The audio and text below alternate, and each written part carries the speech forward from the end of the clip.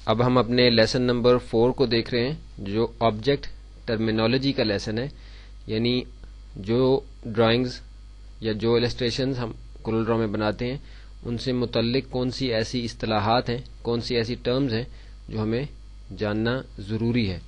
اس کے لیے میں تھوڑا سا نیچے آ جاؤں گا جہاں میں نے ایک 3 شیپس بنائی ہوئی ہیں، ان پہ ہم دیکھیں گے کہ ان ٹرمز کو ہم کیسے جان سکتے ہیں۔ سب سے پہلے آپ دیکھ رہے ہیں کہ آبجیکٹ ٹرمینالوجی کا لیسن نمبر 4، اس کا کورس آؤٹ لائن آپ کے سامنے ہونا چاہیے۔ اس کے اندر پہلی چیز جو ہم نے دیکھنی ہے وہ کنٹرول ہینڈلز ہیں۔ کنٹرول ہینڈل سے کیا مراد ہے؟ یہ 3 مختلف قسم کی شیپس آپ کے سامنے اس لیے بنائی گئی ہیں کہ اس میں اس کے جو اصطلاحات ہیں ان کی اپلیکیشن ڈفرینٹ ہوتی ہے، ان ٹرمز کی اپلیکیشن جو ہے اس پہ ڈفرینٹ ہوتی ہے، اس لیے 3 مختلف قسم کی شیپس آپ کے سامنے بنائی گئی ہیں۔ ابھی جب ہم اس میں سے گو تھرو ہوں گے تو آپ کو پتہ چلے گا کہ کیسے مختلف ہیں یہ کنٹرول ہینڈلز تینوں قسم کی شیپس کے اوپر ایک ہی طرح سے اپیئر ہوتے ہیں۔ کنٹرول ہینڈل سے مراد یہ بلیک کلر کے ڈاٹس ہیں، بلیک کلر کے چھوٹے چھوٹے اسکوئرز ہیں جو شیپ کو سلیکٹ کرنے سے اس کے کارنرز کے اوپر اپیئر ہوتے ہیں۔ یہ ہر شیپ میں اسی طرح سے ہوتے ہیں۔ اس کے ذریعے سے ہم شیپ کو ریسائز کر سکتے ہیں۔ اب دیکھیں کہ ریسائز ہو رہا ہے، اسکوئر ہمارا تھوڑا بڑا ہو گیا۔ اگر ہم شفٹ کے ساتھ اس کو ریسائز کریں گے تو یہ چاروں سائڈوں پہ برابر جو ہے اس کی شیپ چینج ہوگی۔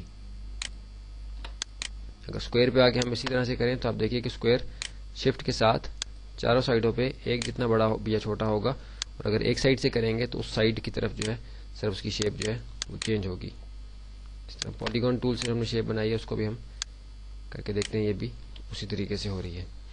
اس کے بعد ہمارے روٹیٹ ہینڈلز ہیں۔ روٹیٹ ہینڈلز کس طریقے سے اپیئر ہوتے ہیں؟ آپ دیکھیں کہ کسی بھی آبجیکٹ کو جب ہم ایک دفعہ کلک کرتے ہیں تو کنٹرول ہینڈلز اپیئر ہوتے ہیں، اور اگر اس کے سینٹر میں آ کے اگر ہم اس کو ایک دفعہ پھر کلک کریں تو یہ ہمارے پاس روٹیٹ ہینڈلز جو ہیں یہ اپیئر ہو جاتے ہیں۔ روٹیٹ ہینڈلز جو ہیں وہ کسی بھی آبجیکٹ کی پوزیشن کو روٹیٹ کرنے کے لیے استعمال ہوتے ہیں، یعنی کسی بھی اینگل میں اگر ہم اس آبجیکٹ کو گھمانا چاہتے ہیں تو ہم اس کو استعمال کرتے ہیں، روٹیٹ ہینڈلز کے ذریعے سے اس کو روٹیٹ کرتے ہیں۔ کنٹرول زیڈ سے میں اس کی پوزیشن دوبارہ ٹھیک کر لیتا ہوں۔ سرکل پہ آئے، سرکل پہ آپ دیکھیں کہ روٹیٹ ہینڈلز کے ذریعے سے اگر میں اس کو روٹیٹ کروں گا تو ظاہر ہے اس پہ فرق نظر نہیں آئے گا، کیونکہ یہ سرکل ہی ہے اور روٹیٹ ہو کے بھی یہ سرکل ہی رہے گا، اس لیے اس کی پوزیشن میں مجھے کوئی فرق نظر نہیں آ رہا۔ پالیگون ٹول سے بنائے گئے اس آبجیکٹ کے اوپر روٹیٹ ہینڈلز کو اپیئر کر کے اگر ہم روٹیٹ کرتے ہیں تو ہمیں دیکھیں کہ واضح طور پہ یہ روٹیٹ ہوتا ہوا نظر آ رہا ہے۔ تو یہ ہمارے روٹیٹ ہینڈلز ہیں جو کنٹرول ہینڈلز کے اپیئر ہونے کے بعد ایک دفعہ پھر آبجیکٹ کے سینٹر میں کلک کرنے سے اپیئر ہوتے ہیں، اور یہ روٹیٹ کرنے کے لیے آبجیکٹ کو استعمال ہوتے ہیں۔ اس کے بعد ہمارے اسکویز اینڈ اسکوش ہینڈلز ہیں جو آبجیکٹ کو ورٹیکل یا ہاریزونٹل پریس کرنے کے لیے استعمال ہوتے ہیں۔ ایک مختلف قسم کا افیکٹ اس پہ اپیئر ہوتا ہے۔ آپ دیکھیے کہ جب ہم کسی آبجیکٹ کو ایک دفعہ سلیکٹ کرتے ہیں تو ہمارے پاس کنٹرول ہینڈلز آتے ہیں، جب دوبارہ اس پہ کلک کرتے ہیں تو ہمارے پاس روٹیٹ ہینڈلز آتے ہیں، اور روٹیٹ ہینڈلز یہ کارنرز کے اوپر ہیں، اور اسکویز اینڈ اسکوش ہینڈلز جو ہیں ہمارے ان پوزیشنز کے سینٹر میں ہیں، یعنی کارنرز کے سینٹر میں، ہر کارنر کے سینٹر میں horizontal vertical squeeze and squash handles ہیں۔ یہ کس طریقے سے کام کرتے ہیں؟ آپ دیکھیے کہ اس پہ میں اگر اپنے ماؤس کو لاتا ہوں تو میرا ماؤس کا کرسر جو ہے وہ چینج ہو جاتا ہے، اور یہ دیکھیے کہ اس سے اسکویز اینڈ اسکوش کی تبدیلی شیپ کے اندر جو ہے واقع ہوتی ہے۔ اگر اسی عمل کو ہم شفٹ کے ساتھ کریں تب بھی یہ اسی طریقے سے ہوگا، اس لیے اس میں شفٹ کے ساتھ کوئی فرق واضح طور پہ نظر نہیں آتا۔ ابھی اگر میں اس کو ورٹیکل کرنا چاہوں تو ورٹیکل بھی میں کسی بھی سائڈ سے اس کی شیپ کو چینج کر سکتا ہوں۔ کنٹرول زیڈ کے ذریعے سے ہم اس کو نارمل کر لیں گے۔ ہم اپنے سرکل پہ آ کے کنٹرول ہینڈلز دوبارہ کلک کیا، روٹیٹ ہینڈلز، اور ان کے بیچ میں اسکویز اینڈ اسکوش ہینڈلز۔ اب دیکھیے کہ اس سے واضح طور پہ ہمارے سرکل کے اندر جو ہے وہ فرق پڑ رہا ہے۔ کنٹرول زیڈ سے اس کی شیپ کو میں واپس اس کی اصل شکل میں لے آتا ہوں۔ پالیگون ٹول سے بنائے گئے ٹول پہ اسکویز اینڈ اسکوش ہینڈلز کو اپلائی کر کے دیکھتے ہیں تو واضح طور پہ ہم دیکھ رہے ہیں کہ اس کی شکل کے اندر تبدیلی واقع ہو رہی ہے، اس کی شیپ تبدیل ہو رہی ہے۔ تو ضرورت کے مطابق اس کو استعمال کر سکتے ہیں، لیکن عموماً یہ کیونکہ شیپ کی جو اصل پوزیشن ہے اس کو تھوڑا سا افیکٹ کرتا ہے، اس لیے عام طور پہ اس کو استعمال نہیں کرتے، لیکن پھر بھی یہ آپشن آپ کو معلوم ہونی چاہیے کہ کہیں اس کو آپ استعمال کرنا چاہیں تو کر سکیں۔ اس کے بعد ہمارے نوڈز ہیں۔ نوڈ سے کیا مراد ہے؟ آپ دیکھیے کہ کسی بھی آبجیکٹ کو اگر ہم سلیکٹ کرتے ہیں تو یہ بلیک کنٹرول ہینڈلز ہمارے پاس آئے، اور بلیک کنٹرول ہینڈلز کے ساتھ یہ چھوٹے چھوٹے آپ کو ڈاٹس جو نظر آ رہے ہیں یہ ہمارے نوڈز کہلاتے ہیں، کارنرز کے اوپر ہیں. اس کے ذریعے سے کیا ہوتا ہے، آپ دیکھیے کہ کسی کی بھی نوڈ کے اوپر آ کے اگر میں اس کو مجھے پہلے شیپ ٹول سلیکٹ کرنا ہے اس کو اپلائی کرنے سے پہلے.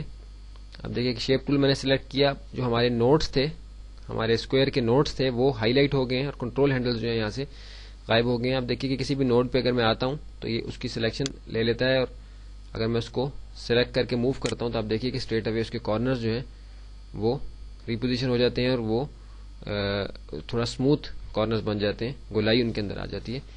اسی طرح جو ہمارے نوڈز ہیں سرکل کے اندر، اس پہ اگر ہم اپنے شیپ ٹول کو لاتے ہیں تو آپ دیکھیے کہ سرکل کے اندر میں کیا تبدیلی کر سکتا ہوں. آپ دیکھیے کہ سرکل جو ہے سلائس ہو رہا ہے، یعنی جتنا میں اس کو وہاں سے کاٹنا چاہتا ہوں اس کو کاٹ سکتا ہوں. آپ دیکھیے کہ یہاں جو ہمارا سرکل کا موڈ سلیکٹ ہو گیا ہے وہ آرک کا ہے، تو یہ آرک موڈ میں سرکل ہے.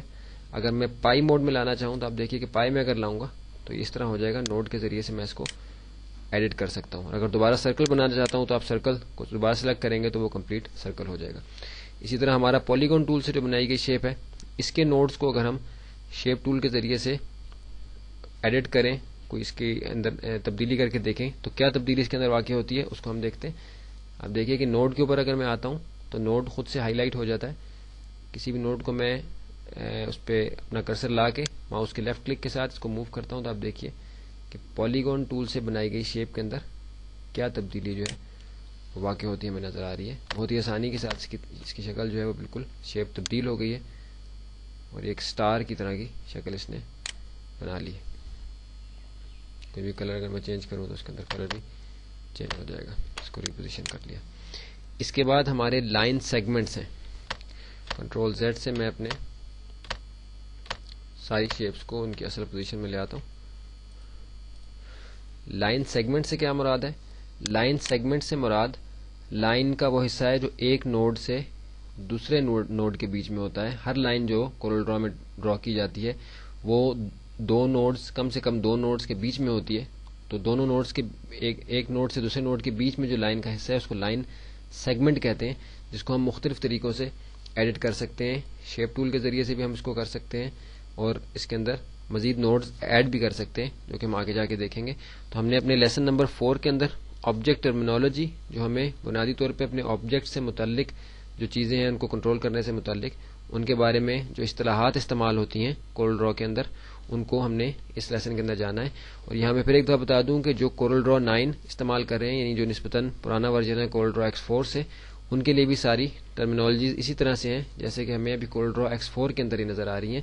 تو جہاں کوئی ایسا مسئلہ ہے کہ جو کورل ڈرا 9 کے اندر جانا ضروری ہے اس کو ہم کورل ڈرا 9 میں دیکھیں گے، اور جو کورل ڈرا X4 کے اندر اور کورل ڈرا 9 کے اندر ایک جیسی چیزیں ان کو ہم کورل ڈرا X4 کے اوپر ریکور کریں گے، تاکہ اگر آپ کورل ڈرا X4 استعمال کر رہے ہیں تو آپ کو کوئی مشکل پیش نہ آئے، اور اگر آپ کورل ڈرا 9 استعمال کر رہے ہیں تو اس کے اندر اگر کوئی ایسی تبدیلی ہوئی تو اس کو ہم اس طریقے سے واضح کریں گے. اب ہم چلتے ہیں اپنے اگلے لیسن کی طرف.